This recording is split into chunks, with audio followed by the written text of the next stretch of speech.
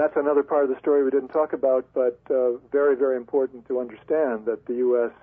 Policy was based on doing everything possible to support the Shia government, which meant, of course, averting your eyes when they torture and abuse prisoners. Yeah, it's an amazing thing, the history of this war. You know, you should maybe wait 10 years or something and then write the full-on history of this war, Gareth. Well, I hope, beginning to end, as much as you can. This is just, it's an amazing thing for as horrible as it all is, too, you know? 10 years is too far in the future for me to even think about. I have to be thinking about what I'm going to do this coming weekend and next week and next month. I was just thinking, you know, from having a perspective to be able to look back on it, you know, after the final withdrawal and the rise to power of Ayatollah Sadr, you know? Right. But, of course, in 10 years, there will be so much else that will have happened that's more important that, you know, it'll look different. So, who knows? Yeah, that's true. But anyway, I'll tell you what, though, anybody who went back and decided to listen to 100 interviews of you on this show throughout this time, really from the beginning of the surge on, will get themselves an education. And that goes for future historians. There's an archive somewhere at, you know, the MP3s are at dissentradio.com/radio/something. The one thing that I want to underline that I think that I was shakiest on was the belief that the SOFA, the agreement that was reached in November of 2008, was something that could be expected, could be counted on to stick. I'm no longer confident that that's the case. Oh, well, now talk about opening a can of worms up. Yeah. I mean, what you're saying is that the war will start again because Moqtada al-Sadr isn't backing down on that. You're just saying the Pentagon is going to insist on staying. I'm saying that I'm not at all confident the U.S. troops are going to get out. That's right. I think that there's a grave danger that we're going to get stuck there. Which means fighting against the government we just spent all this time installing. But, well, you know, I don't know. I mean, maybe we're going to be fighting Kurds. Maybe we're going to be fighting Turks. Who knows? Who knows who we'll be fighting? But I do think I have very good reason to believe that this is a serious danger at this point. That the Obama administration is going to try to pull another. Oh yeah, we're pulling all our combat troops out. See. These are not combat troops. Nothing to see here. Move on.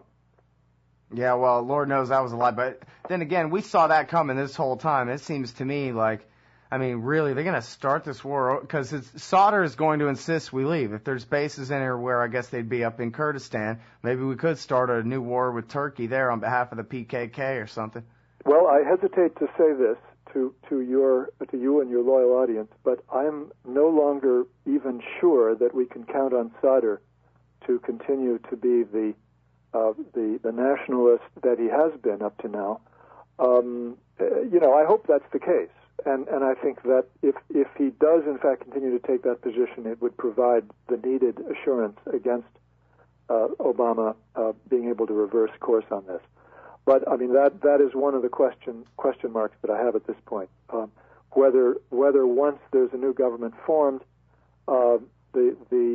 and with Sadr as the kingmaker, and in a new, very, very powerful position, as you rightly pointed out, he may. I'm suggesting that there is some reason to believe that he may allow his allies to suggest that we have no choice but to ask the Americans to stay on. He would continue to say publicly, "I disagree with this, but I'm going to go pray," because he's now.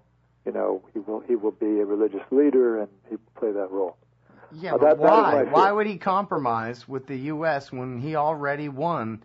We fought a whole war for him, and now it's over. They took Baghdad, and why would he need us?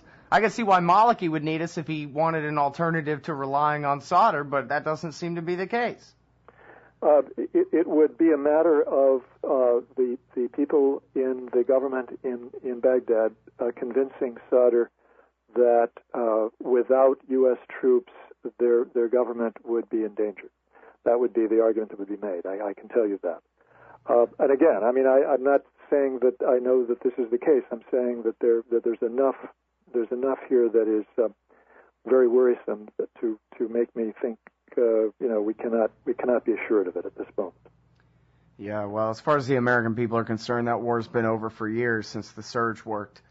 Yeah, and that's why we have a sort of a new degree of deception of the American people on the part of the Obama administration with regard to the issue of troop presence. The fact that he has told the American people that U.S. He told them they would be, that the U.S. Combat brigades would be removed. Now he's no longer saying anything about that. He's simply not addressing it. But he's saying, yes, these are no longer combat troops, when of course we know that the reality is that they are combat troops. They're fully constructed, organized, and equipped for combat, and indeed they're expected to continue combat as though nothing had changed, basically. Well, yeah, and they're reported in AP as saying, hey, I'm going out there risking my ass every day, and I'm sick and tired of being told I'm not a combat troop, right, when that's all I do is kill people. Right, I can tell you and your audience that there is an option being discussed, that would do the same thing after 2011. That is to say, the personnel would be there, but they would be disguised, relabeled. Yeah, they'll be mercenaries working for Hillary Clinton at the State Department. She'll be commander-in-chief after all. Exactly. They would be put technically under the authority of the State Department, and therefore they would no longer be troops. All right, well, look, as long as I'm keeping you over, what about the Sunni radicals, especially after getting the shaft on Alawi's winning the plurality of the election last March, but now being frozen out from power? That war is definitely not over. No question about it. Well, but one thing is, as Patrick Coburn has said, that the Civil War is really over because the Civil War was a fight over territory. It was who controls Baghdad. And Baghdad is now an 85% Shia city. And I don't see how, I can definitely see the people who bought into the awakening thing and collecting paychecks and being allowed to patrol their own neighborhoods for a little while and getting a ceasefire from the Americans and all that at the end of the Civil War there. I could see why they would be angry, but I can't see how they could imagine that now they're going to relaunch a war for Baghdad. Well, I'll tell you why I think that the greater danger is a war involving Kurdistan or the Kurds and the Arabs than a greater danger than a war between the Shia and the Sunnis. And that is because, from what I understand, the al-Maliki government is seriously contemplating the likelihood that there will be a war with the Kurds within 18 months after a new government is formed. And that's because Nouri al-Maliki knows that he has no intention of backing down or accommodating the Kurds with regard to Kirkuk. That is going to be the flashpoint, and they all know it, and they are preparing for that eventuality. And so what al-Maliki hopes to do is to, sort of resegment, redivide the political conflict in Iraq from one between Shia and Sunni to one between Kurds and Arabs. In other words, he's going to make an appeal to all Arabs, Sunni and Shia, against the Kurds to make sure that the Kurds don't take control of our valuable resources in the north. And that's why they are desperate to get American troops to stay on, to ensure against any possible loss of that territory, because they are preparing to take a very strong hardline position on the issue. Which is, that's really not a new development. There's nothing terribly shocking about this. Well, there's been a referendum that's kind of been indefinitely postponed where the people of Kirkuk are supposed to vote on whether they want to be part of Kurdistan or not. And of course, the history back here in forced relocations and mass kidnappings and Saddam Hussein reversing a previous policy of adding Kurds to Kirkuk, then moved a bunch of Arabs there, and now those Arabs... And what I'm telling you is that Nouri al-Maliki is reverting to the Saddam Hussein policy on Kirkuk, essentially. He has no intention of allowing... Well, but what about Barzani and Talabani and the Kurdish parties and the Peshmergas? Are they interested in pushing this thing to a head right now, or can they continue to indefinitely postpone the thing? Well, I think the assumption is that they probably won't accept the strong position that al-Maliki is going to take on Kirkuk. So they're insisting absolutely on an assurance that the census will take place, that the vote will take place, and it's not going to happen. I mean, the Shia government is not going to agree to do that, and that's why I think the question you asked, now that you've reminded me, the question you asked just before the break was, why is it taking so long? And the reason it's taking so long is the Kurdish problem. Well, but so now whose side can we expect the U.S. to take in a war between Kurdistan and an alliance of Arabs in the southern part of the country? Well, I mean, we should not have any favorites at all in that. Of course, it's not our business. Well, I didn't say should. I said which one.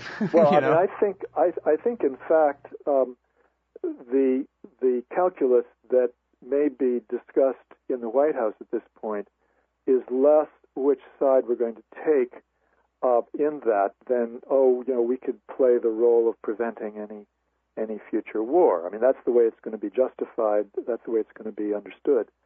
Plus, the Iraqis are appealing to the Obama administration on the basis that, we have to have friends here. We have to have allies. If the United States is not going to be our ally, we're going to go to the Iranians, the Turks, and the Russians.